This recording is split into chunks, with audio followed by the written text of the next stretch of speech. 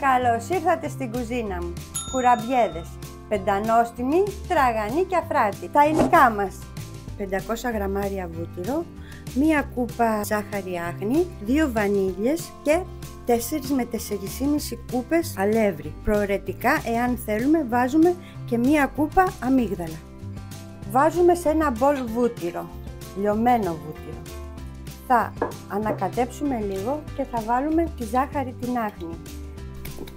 Σε αυτήν εδώ τη φάση θα βάλουμε και τη βανίλια μας.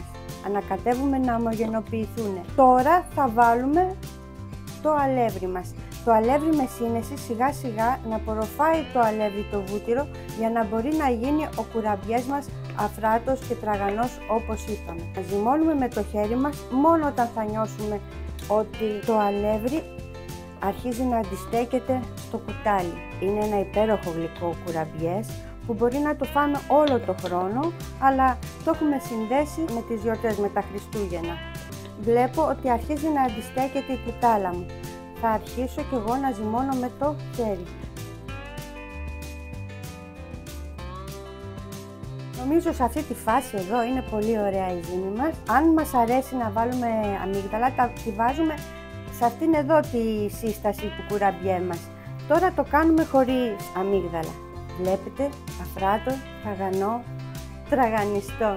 Δεν θέλει πολύ αλεύρι γιατί μετά θα μας γίνει ο κουραμπιές σφιχτός. Εμείς το θέλουμε αφράτο, μαλακό. Λοιπόν, παίρνουμε μία ζύμη και αρχίζουμε και κάνουμε το μισοφέγγαρο της μαμάς. Μπορούμε να κάνουμε και στρογγυλούλιδες που είναι πολύ εύκολο. Το βάζουμε στο φούρνο για 15 λεπτά στους 180 βαθμούς. Είναι φανταστικό, υπέροχο. Παίρνουμε ένα ψηλό κοσκινάκι και αρχίζουμε και κοσκινίζουμε μπόλικο ζάχαρη άχνη πάνω στο κουραμπιέ μας. Χιόνι, Χριστούγεννα, υπέροχα.